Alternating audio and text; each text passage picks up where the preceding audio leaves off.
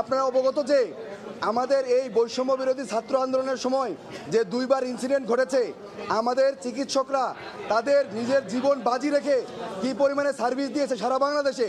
Dhaka medical কলেজে আমরা দেখেছি ডক্টররা চিকিৎসা সেবার পাশাপাশি তারা নিজের পকেট থেকে টাকা দিয়ে ওষুধ কিনেছে, তাদেরকে খাবার দিয়েছে এবং তারা 24 ঘন্টা 36 ঘন্টা 72 ঘন্টা পর্যন্ত চিকিৎসা সেবা দিয়েছে। তাই আমি এই কথাটা স্পষ্ট বলতে চাই যে আমরা যারা ডক্টররা, we are Bangladesh, we are doctor, we serve the humanity. আমরা বৈষম্য বিরোধী ছাত্র আন্দোলনের পার্ট এবং আমরা আপনাদেরকে সেবা দিয়ে থাকি।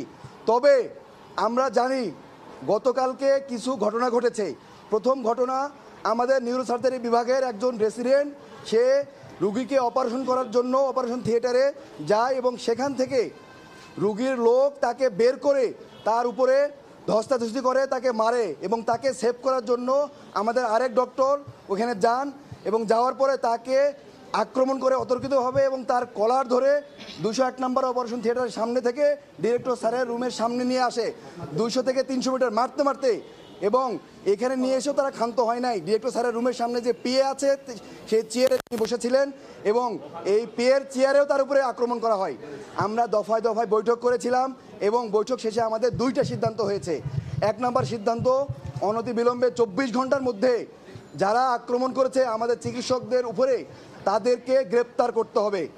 এবং 2 নম্বর দাবি ছিল যে আমাদের করতে হবে আমরা যারা ইমার্জেন্সি সার্ভিস দেই, আপনারা দেখেছেন যে যারা ইমার্জেন্সি কমপ্লেক্সে থাকেন কত রুগীর লোড থাকে, এবং ইমার্জেন্সি সার্ভিস দেওয়ার জন্য আমাদেরকে যথেষ্ট পরিমাণ আর্মি, পুলিশ এবং অন্যান্য ফোর্স এখানে থাকবে এবং সশরীরে উপস্থিত থাকবে উইথ আর্ম। কিন্তু আমাদের প্রশাসন সেটা করতে ব্যর্থ হয়েছেন। আমাদেরকে আশ্বস্ত করার পরেও আমরা দেখেছি আরও কালকে রাতে 2টা বিচ্ছিন্ন ঘটনা ঘটে। আরেকটা ঘটনা হচ্ছে, একটা রুগীকে তারা বাইরে আক্রমণ করেছিল এক গ্রুপ।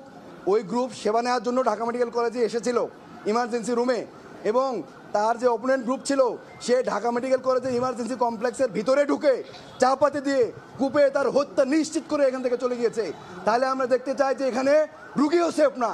আপনারা কোথায় সেবা নিতে আসছেন? এখানে রুগীও সেফ না। আরেকটি কথা বলতে চাই, পরে আরেকটা ঘটনা ঘটেছে।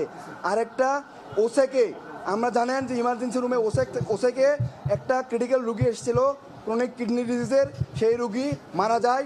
মারা যাওয়ার পরে এই রুগী মারা যাওয়ার পরে আমার ডক্টর, ইমার্জেন্সি মেডিকেল অফিসার এবং অন্যান্য ডক্টরের উপরে হামলা হয় এবং ইমার্জেন্সি কমপ্লেক্স ওসেক ভাঙচুর করা হয়। তাই আমরা দেখতে পাই যে এখানে ডক্টর, রুগী কেউই নিরাপদ না। আমরা কালকে ডিরেক্টর স্যারের অনুমতিতে, আশ্বাসে কালকে রাত 11টা বাজে আবার কর্মক্ষেত্রে ফিরে যাই। আমরা সকাল 8টা পর্যন্ত ইমার্জেন্সি সার্ভিস দিয়েছি, সারা রাত ধরে অপারেশন করেছি, আমরা হাসপাতালে ছিলাম, আমরা দেখেছি, রুগীকে সেবা দিয়েছি।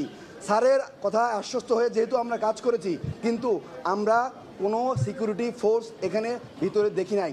সিকিউরিটি ফোর্স তারা বাইরে ছিল, কিন্তু ইমার্জেন্সি কমপ্লেক্সের সামনে সশরীরে উইথ উইপন্স থাকার কথা ছিল, আমরা সেটা দেখি নাই। তাই আমরা বাধ্য হয়ে নিজের সিকিউরিটির জন্য আমরা আজকে থেকে কর্মবিরতিতে যাচ্ছি। আমরা 2টা থেকে প্রোগ্রাম রেখেছি বাগান গেটে। আপনাদেরকে অনুরোধ করব আপনারা সবাই থাকবেন এবং আমাদের দাবি দেওয়া সহ আমরা আপনাদের কাছে আবার ব্রিফ করব। ধন্যবাদ। সকল ব্যাপারে আমি প্রশ্নের উত্তর দিব 2টা বাজে, আপনারা সবাই থাকবেন প্লিজ। আমাদের এখনো শুরু হয় নাই। সারা বাংলাদেশের সমস্ত চিকিৎসক, সরকারি বেসরকারি সবাই